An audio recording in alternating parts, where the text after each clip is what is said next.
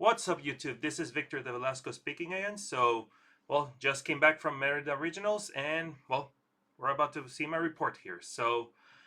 Decided to go with Lugia this time around. So, I think as I mentioned before, I never feel too comfortable playing Control on the first tournament of a new format, mainly because I always see something in the format, like for instance, this time Voodoo, that made me feel that Snorlax wasn't going to be a good pick.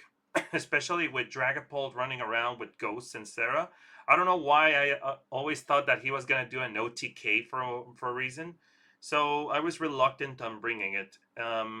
So decided to just go with another favorite of mine, which is Lugia.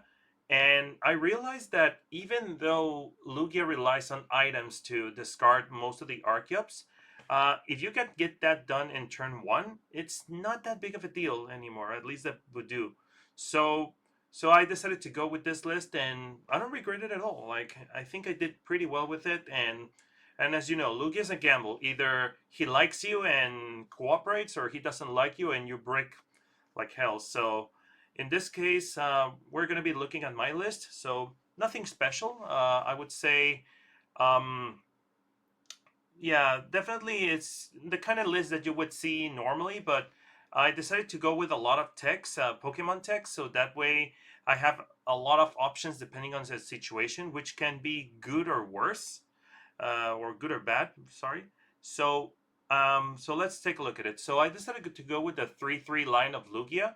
Um, yeah, I was the kind of player that will always play 3 and 2 Lugias, 3-2 when the first Lugia Beastar deck came out. I was that crazy. But that was during a format when there was Evolution Incense and Quick Ball. So it was easier to get them. Nowadays, we have to go higher. In this case, like a 4-3 line. But this time I decided to go with just 3-3. I think 3 basics is it's good enough. And as you'll see later, I played 2 Nest Balls. So it's not too difficult to get the Lugia. It was very rare where I couldn't get the Lugia on turn one, so I would say it's a good pick. I mean, if you go to 4, then that makes it just a bit more consistent. But I think 3 should be good, and 3 Lugia V Star just to increase your chances of getting it, especially if you consider that getting an evolution Pokemon is much more difficult. For Archeops, we need to get them as quickly as possible, so consistency on that. 2 Luminion, I say 2 Luminion in this deck is really important. Like, as you'll see later, you rely so heavily on boss orders, so having the option to always be able to Ultra Ball or capturing Aroma, get Luminion boss, it's always a game changer. So, yeah. So basically, that's how you roll with this. Squawkabilly definitely required in this deck. Like, it's a must because sometimes you want to make sure that you're getting all of your Pokemon, well, all of your Archeops discarded right away, and sometimes you rely on if you go second, you rely heavily on maybe Squawk and then Research. Although you can also do Squawk and Carmine, as you see later, but the Squawkabilly is very important just so you have an option to not get bricked on turn one, especially if that's your only way to discard your Archeops.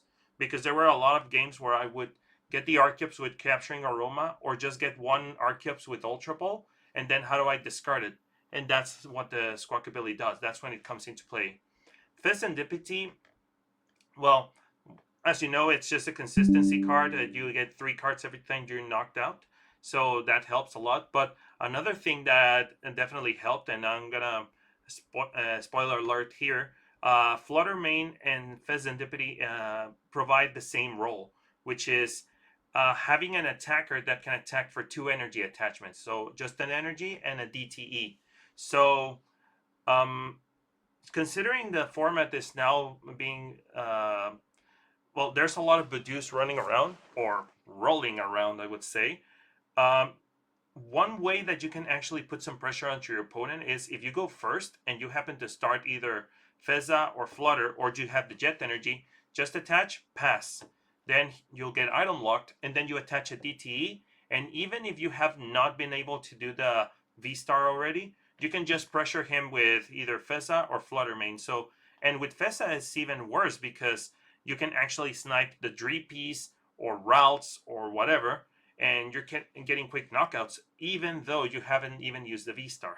So that's another way to put some pressure onto your opponent. And there have been also games where I have been able to win because I go down to one price and then I just use Serendipity to snipe a little guy like I don't know, a Duskull or a random Dreepy there, and that's how I win the game. So Serendipity definitely something I liked and I would keep it around. Gigas is definitely the Dragapult and Charizard counter, but it can also be a Terrapagos counter. In the Regidrago match is also the Teal Mask killer, or I don't know. I mean, definitely Gigas is one of those that it's probably much more useful than Chinchino. Ursaluna EX, well, I mean, you need a late game attacker, especially if you, I don't know, if you get your Archeops knocked out, then you need the Ursaluna for the late game. Chinchino is just another attacker where you can do infinite damage, but I don't rely too heavily on it. Like, if you want to focus on Chinchino, you have to play either 2 or 3. But in my case, I don't rely too heavily on it, so I just go for a 1-1 line. And to be fair, I didn't actually use it that much. I guess because in Dragapult and Charizard, you go for the Regigigas instead. And Chinchino is probably more useful against Archeludon, which I didn't face any, or just a random Guardy killer, or just a way to do a lot of damage with a single pricer. But I'm not gonna rely too heavily on it, especially when the format is Guardy, Dragapult, most of it, or even in the mirror, sometimes you don't get to use it. Like Chinchino's probably only used to KO a Lugia V Star maybe. Now Iron Hands, obviously a must, especially if we're running the Legacy energy. Teal Mask, sorry, uh, Wellspring Mask Ogerpunk. Considering the meta is mostly Guardy and Dragapult, it is actually pretty useful. You can get this guy on turn 2 and actually get 2 knockouts, which makes it better than Iron Hands. Not to mention that Ogerpon actually returns the energies to the deck, so you can hypothetically then come out with Iron Hands and still use the Legacy. Or if you're running low on energies because you probably discarded a lot at the beginning of the game, the fact that you can actually attack and return the energies, and even if the Ogerpon gets knocked out, you still have enough energies for the rest of your Pokemon, so that could be useful. Now, the MVP of the deck, in my opinion, was Fluttermane. Like, you have no idea how many games I actually either started with it or was able to get an attack on turn 2 with this guy. And against matches like Guardy Dragapult, which is probably the one that I'm gonna mention the most. Um, just the fact that you can put in a pressure right away, especially because you can put the damage counters on the Dreepies, and eventually when the Dragapult comes out, it'll only have 310. So therefore, a Regigigas with a DTE can get a one-shot on the Dragapult. So the Fluttermane came in handy that way. And against Guardy, um, one thing that actually does well, unlike in Dragapult, you can actually just attach 3 regular energies and hit for 90. That means that you're getting one shots on Curlias, and then with the damage counters, you can actually get the KO on Screamtails or Driflims that only have 1 HP left after the attack. So that helps a lot. And it's just a one price attacker that does decent damage. So sometimes your opponent might want to waste the boss's orders just not to kill the Fluttermane. And sometimes opponents can be careless to promote something that requires an ability, and then they realize, oh, I can't use the ability because of the Fluttermane. So I don't know. There's a lot of examples I could give you, but right now I don't want to make this lengthy. But Fluttermane was definitely the MVP of my deck. Iron Bundle. Actually, there were so many games where it's kind of like a boss 4.5. Like you have 4 bosses and this is half a boss, so you have like 4.5 bosses in this deck, and sometimes it actually makes a difference, especially in the late game where you're probably down to one price and you just use the bundle to get a KO on a little guy and then you just win. Or sometimes at the very beginning of the game, if your opponent only has like 1 or 2 bench Pokemon and he doesn't want to get any of them knocked out, you can Iron Bundle for them, and that should be good. All right, 4 bosses is a must. This deck actually relies so heavily on killing things that your opponent does not want you to get the KO in. So having 4 bosses, it's pure consistency on getting those knockdowns. 3 research. I decided to go with 3 research because again, since we can't rely on items so heavily, I need ways to discard my hand. So research is definitely a good one.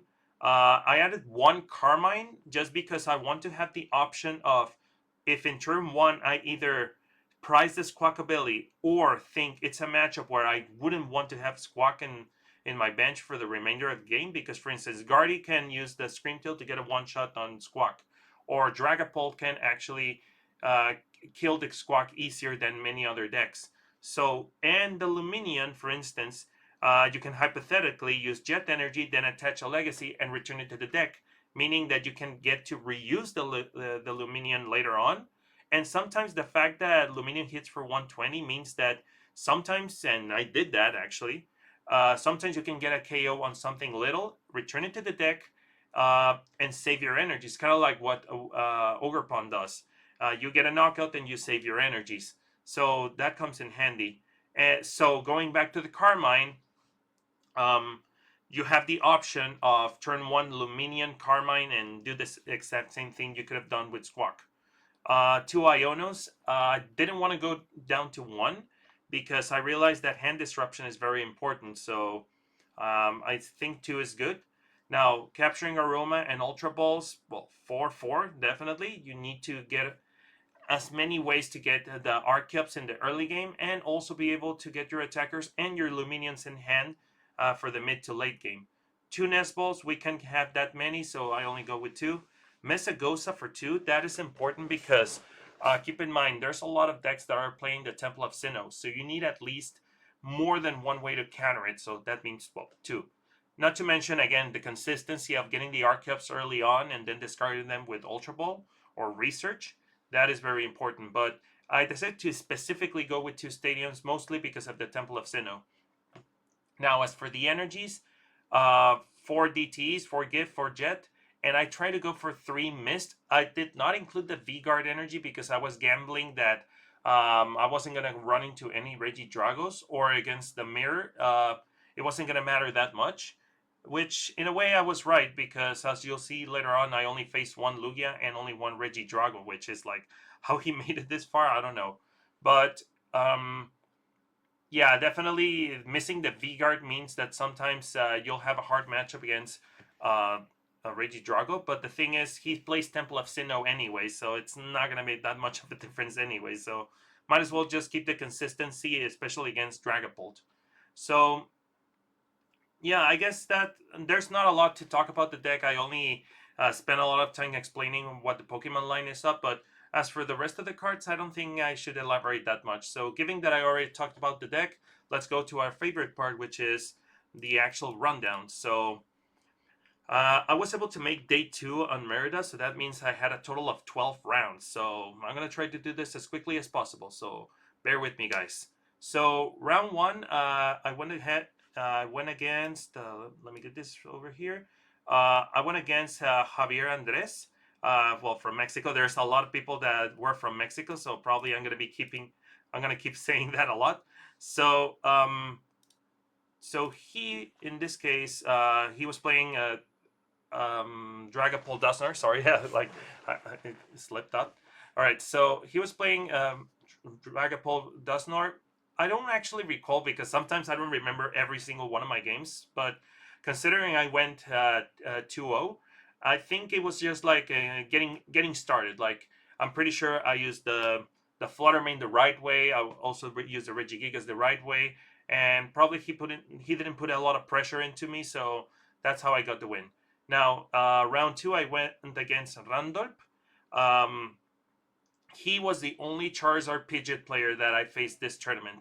And I really want to remember how game 1 went because I remember he put me in a situation where I thought, oh, he's going to do checkmate. He already has the Pidgeot. He has a Rotom with the Force Seal Stone attached to it. He's just going to boss, and win. But then I came to the realization that he did not use the boss because both of his bosses were priced. And that's what eventually gave me a comeback the scenario because I he was down to two prices, if I remember correctly, or or was it one? I don't recall. But the thing is, I Ionoed him. Yeah, no, he was down to one price. So I Ionoed him to one because now I can use the Regigigas to get a one shot on the Charizard. But the problem was that he had a Charmander in the bench. So I was actually a bit concerned that he would uh, rare candy into Charizard and then boss something with two prices. Or no, no, no, sorry, what am I talking about? Sorry, I really want to remember how that went, but what happened was that he whiffed the cards on the first game, and I got the win. I really apologize if I can remember correctly because it was very important. Now, as for game two, um, I went first. I discarded everything. Then on turn two, first on his first turn, he uses the evolution disc, but he specifically evolves Dusclops and Pidgeotto. He leaves two Charmander on the bench, both in the active and in the bench. And then I immediately use Boss on the Pidgeotto with my Lugia V Star. And then I put him in a situation where he literally discards his entire hand. He uses Ultra Ball to get Luminion. Luminion gets Arven. Arven gets a rare candy and four seal stone. And then he uses the four seal stone to get the Charizard, and then his last card was a Dusclops. He uses the Dusclops to KO to damage the Lugia, and then get a KO with Charizard. But then I immediately respond with Regigigas, four energies, get the knockout, and now he has a very low hand. Like literally, he only has the two cards from the prizes and the card for turn. And I remember that he had a Charmander in the bench, a Luminion in the back, and he promotes, I believe, a Voodoo. I believe, I don't recall, but then he literally passes, and then I used the Iron Bundle, and then I put him in a situation where if you promote the Luminion, you're done. I'll just get another attacker and kill it. And if you promote the Charmander, you won't have any way to respond. So that was game. Round three, it was against Cyrilech. Um, I gotta say, my opponent called Ricardo Montalvo. Well, I assume he just started playing the game very early on because, very recently. Sorry. He told me that he was just getting started, and I noticed that he was using the Energy Search Pro. So I guess it was kind of like a fun deck version for him. And nothing too special in this game. I got 2 out and move on to the next game. So next round was against Juan Jose de Jesus. On game one, I don't recall exactly how it went, but I mean, Guardy is one of those decks that if he gets stepped up and even if you get the two Lugias, he can immediately get the knockout on both Archeops, one after the other. And then the game becomes awkward, especially if the legacy energy is priced, which I want to believe I did, because most of the time that I get the legacy, it usually becomes a quick game. So then, game two, I remember my opponent tried to Greninja while the Kleki was in the active. He barely saw the top card, but the judge just gave him a warning. And then later in the game, he actually tried to do it again, and then I was able to stop him in time. Well, that was the only fun fact I found there. Now and I ended up winning that game. On game three, I was never able to get the V Star. I remember I even um, used research, only got energies, and then I use Read the Wind, and I get 3 Ultra Balls, and then he Badoos. And I'm like, well, what do I want this time now? Um, then I remember that there was a moment in the game where I couldn't do anything, so I just literally put a Flutter Mane, and I bossed up the Guardy. Then time is called, and he Turos the Guardy, promotes a Screen Tail, and then he gets a knockout on a Squawk, or I don't remember exactly. I think he got a knockout on a two pricer, but I don't remember which one. And then I'm like, damn, he still has another turn, and next turn he wins. But I just realized that he used up his Churro, and if he happens to play another one, then probably I'm done, because the next thing I did, I used the bundle. He promoted a Monkey Dory, and then I put a Ogre Pawn, attach an energy, and sub. And he had no way to retreat it, so he literally just ended up not being able to get the knockout on the last turn, and that ended up in a tie. So, yeah, first time of the day. Round five, it was against Axel Salazar. Yep. So he's the only Lugia I was able to face. So on game one, even though I ended up in the lead, I ended up losing the game because I discarded so many energies at the beginning of the game, and the last two prizes I had were my legacy and my gift energy. So I remember the legacy could have been used to take an extra prize, which would have made the difference. And the fact that my last two prizes were energies meant that I only had two energies left in my deck, and the bear was gone as well. So I had no way to attack. Like, I literally don't have any attackers that only attack for two energies.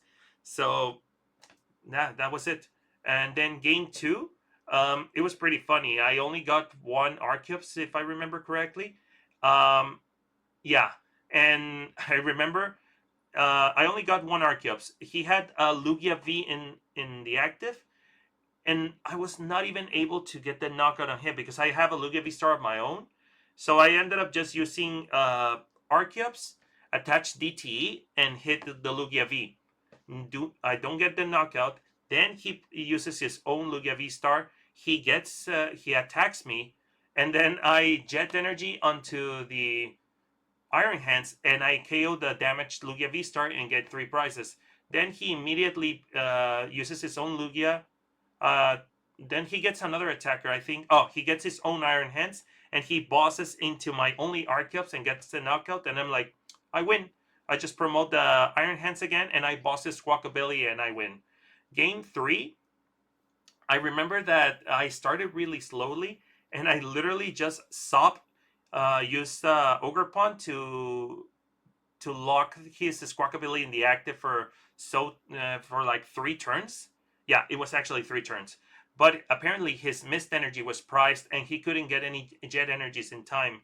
Also, he ran out of boss's orders. Like, I was looking at his discard pile, and when he was like down to one prize, he didn't have any boss's orders left. So I remember I was like, okay, he has no way. He doesn't have a Chinchino. He has no way to get me a knockout at any time. So Um, I remember that I had the Lugia V Star, and I knew he had no way to get the knockout. So he passes, and then time is called, and I'm on turn three, and I simply use the Fezandipity to bench snipe the Squawk and get the knockout. That was really funny. He couldn't believe that I actually won that way. Round six, I go against Miguel Alejandro. He's playing Blocklax. Game one, well, boss rode him, and just get the last two knockouts on the Blocklax and on the Snorlax. Game two, I start off with Regigigas, which actually is really bad because I don't want to be hitting him for 80 or 100, especially when he runs like 2 or 3 fans. So it's not going to help, especially because at the beginning of the game, I think I discarded like 3 energies. But I was able to be too patient to just use jet energies whenever needed. I was able to discard the first stadium, but then he recovered it with Silene. I was just looking for the perfect turn where I could get jet energy, my last Mesagoza, and my last Iono. Because I needed to play all three in the same turn. Like, play Mesagoza, use jet energy onto the Ogre Pawn, and then Iono. The Ogre Pawn was important because I could just return the energies to the deck, return my jet energies. So even if he gets a counter catcher, I still hypothetically have a way to put the Ogre Pawn back in the active. Um, Fortunately, I sent his 2 Temple of Sinnohs to the bottom. He couldn't get another Temple of Sinnoh, so I was just literally uh, hitting 2 Snorlax at the same time, like for like 3 or 4 turns, and that's how I got the win. Now, round 7, I go against Yona Elanai. Yep. He was also playing Dragapult. On game one, I remember I was only able to play one Archeops, and I'm down to only one prize, and I remember, yeah, I was down to one prize, and he had a hard time actually trying to get some knockouts, but there was a moment where um, well, I actually played a Fezandipity beforehand, because I already had a win con. Like I literally only needed to snipe any of his little guys and I win the game. So even if I get the Lugia knocked out, I was like, nah, I got this. But what does he do? He plays Temple of Sinnoh. He Ionos and Ionos me to 1, and then he gets the knockout on the Lugia and something else that I don't remember. So I'm like, okay, Temple of Sinnoh is up. I can't use the DTE, so he locked me out of the win con yet. Like literally, I was just gonna use Archives to get DTE and another energy, and that was game. But then I'm like, okay, but I can still win because I can get 2 energies out of the deck and attach an energy from hand, and that's it. So what I did was, from the 2 cards I have in hand, I get a research. I use it, I don't get an energy. Then I literally use 2 capturing aroma, so that's minus 2 cards out of the deck. Ultra Ball, another card out of the deck. And then I play 2 Luminions to get 2 supporters out of the deck. And then I'm like, okay, I only have 5 energies left in the deck, and I don't know, maybe like 15 cards left in the deck. So I'm like, I just need to draw 1 energy, and the rest can go through Archeops. I draw, and I don't get, and out of all those cards, I didn't get a single energy. Or even the last Mesagoza could have helped because I could have used Mesagoza and to get, so I could use the DTE instead and still get the knockout. Game 2 and 3, I don't recall how I got them, but I only remember this this event happening because it was just so hilarious that I couldn't just draw a single energy just to finish the game. Now, round 8, I went against Fernando Elias. He was playing Reggie Drago. Game 1, he plays Temple of Sinnoh, and I can deal with the pressure, especially because I'm not running V-Guard. But then again, I mean, with the Temple of Sinnoh, it's pretty difficult. And game 2, I gotta say, it's probably the lamest way I have ever win a game of Pokemon that I can recall. Like literally, okay. So right off the bat, I lose my Chinchino, and the Ursaluna's priced. So that means that I can only use Lugia to get knockouts, or maybe the Regigigas against the Teal Mask. But I mean, most of the time you're going to be attacking the Regidrago anyway.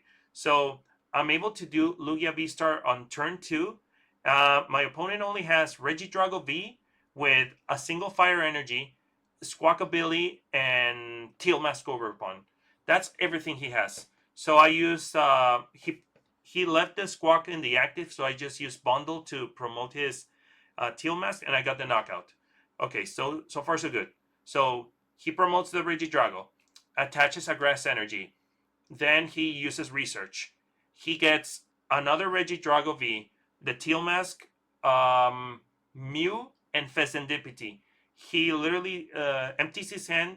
He uses Mew to draw 3, um, gets the Grass Energy to draw with Teal Mask. Then he uses Fezandipity, and literally he drew a lot of cards. And even though he did evolve, he was short 1 energy switch. The only thing was that I also saw that he had his switch and prime catcher in the discard already, and that was it. But he was like 1 card short here, so he ends up using the V Star because he's like, no, I have no choice, I have to. And out of the V Star, he discarded the Giratina V, the V Star, sorry, but he gets Temple of Sinnoh and the energy switch that he was missing. So he uses energy switch to get a knockout. Then he plays the Temple of Sinnoh, and then I come to the realization that even though I had the upper hand very early on, and he barely got an attack, I was like, wait a minute, I'm done. Because my 2 Mesagosas are already gone.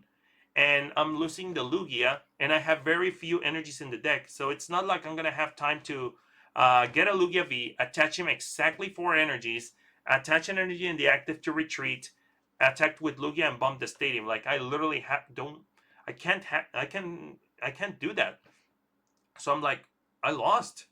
But then I think, oh wait, he ran out of, and he doesn't have switch, prime catcher, or the V Star anymore. So what I do is I boss up the empty Regidrago V on the bench, and he only has 1 energy switch left in his deck. So I'm like, wait, I can take advantage of that. So I promote the Archeops. I gust up his Regidrago V, and I start poking him with 120.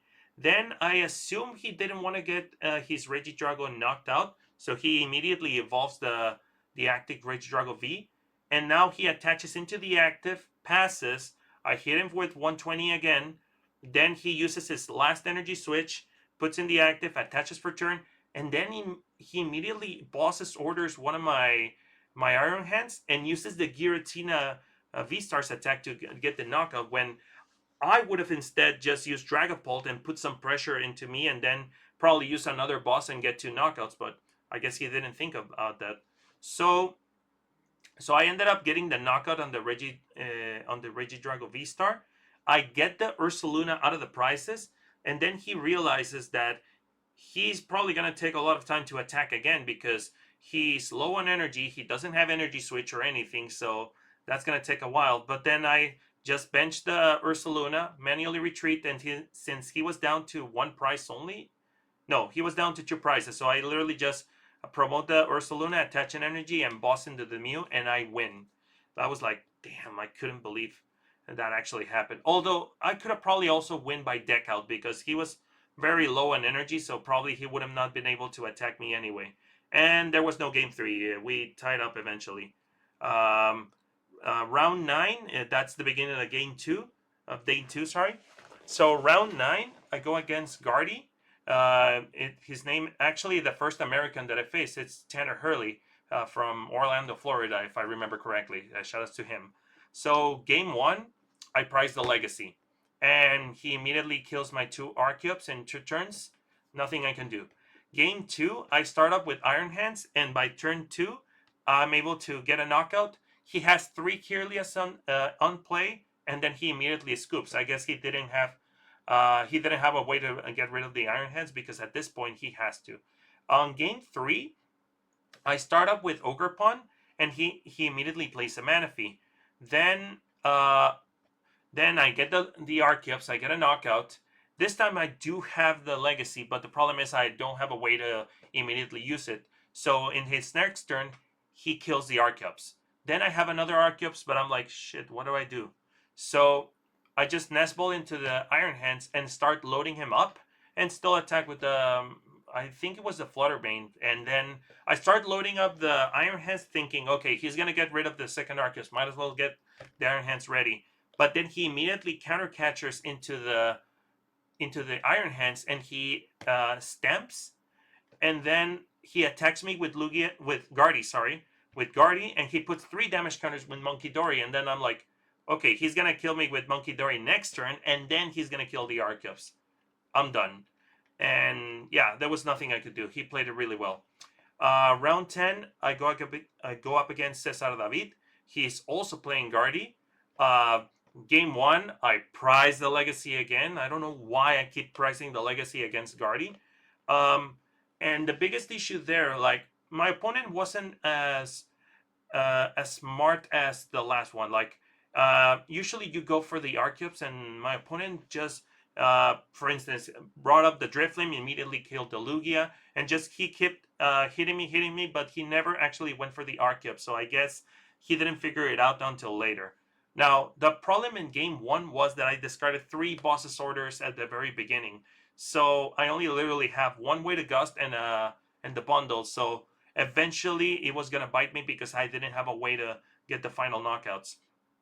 On game 2, I start up with Iron Hands, and I also noticed that he only has 1 Kirlia in play and no routes. So I just boss up the only Kirlia, and for me that's game. And game 3, again, the Legacy was priced once again, and I start up with Iron Hands. The problem was that, well, he actually started pretty slowly. Like, he only had a routes in the active, 2 routes in the bench, and a Screamtail. He uses the Evil Disc and gets 2 Kirlias on play. Then I manually attach 2 DTs, retreat into Lugia, and get the KO on the routes. Then he doesn't get any more Pokemon, so he just puts the Screamtail, and he finally goes for the Archeops. And this is where the fun actually begins. So I only have 1 Archeops left. I have a Jet Energy and a Nest Ball. And I also have a boss. So what I did was Nest Ball into Fluttermane, Jet Energy. Then with Archeops, I get 2 energies. And then I boss the Kirlia. So I get a knockout on the Kirlia. and I also get a knockout on the Screamtail. And since Gardevoir was his only Pokemon in play, he had to promote it. And since I had the Flutter Mane active, he wasn't able to do the ability to retreat. And even if he had the Turo to get it out of the active, I mean, he would have needed at least 2 turns to put the Guardy back in play, unless he played a rare candy, which I think he didn't. So that was already game. Like literally, I just hit him with Flutter Mane. I passed, and then next turn I got the KO with Chinchino. I was down to 1 prize, and from then on, like he tried to go for the counter catch or something with the Iron Hands in the active, and hope I didn't get it, and then well, just and wait for time to be called. But I was able to just draw into the Jet Energy, and that was it. So round 11, it was against Francisco Hernandez, um, another Dragapult player. Game 1, I win. Game 2, I bricked. And game 3, I don't recall exactly. I think once again the Flutter Mane came in handy, but because I got the knockout on both the Klefki and the Actin, I put the damage counters on the 2 Dracloaks.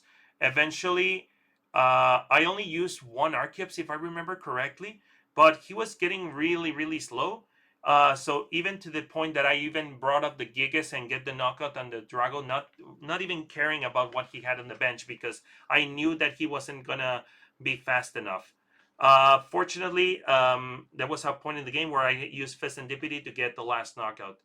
And then I'm actually on my winning end. If I win next game, I should be in top 8. But then I go against a Brazilian player called Rafael Duiti. He's actually right now in the leaderboards for the NAIC stipend. So he flips the cards, and I see a Merida, and I'm like, GG. Game 1, he literally had the secret box in hand, so literally he went for skateboard for retreat, the rescue board for retreat, stadium because why not, boss's orders for the Lugia, and generator to get enough energies on the Raikou and get the knockout. Game 2, he was down to 2 prizes, I was down to 4, and I couldn't figure out a way. Like I didn't have the bear anymore, and neither the Chinchino, so I knew I had almost no way. So my plan was to use the Wellspring Mask Golgorpon to just lock him in the active for like 5 turns, and then boss another guy, lock him for another 3 turns, and then snipe both of them. But as soon as I actually did that the first time, and he still had the V star, so I was like, yeah, I mean, he has it, he has it. But without even blinking, I literally just sucked, and my opponent, without even blinking, switch card boss. And that was it. And that was the end of the run. So, yeah, took a while to tell the entire rundown and just mention how my matches went. But that was it, and I don't regret the choice. Like, I felt really solid with Lugia. I'm not sure if by the time we hit AUIC that's going to be the play. I'm going to try to figure out if I can come up with something else, or I'm probably going to stick with Lugia. I don't know.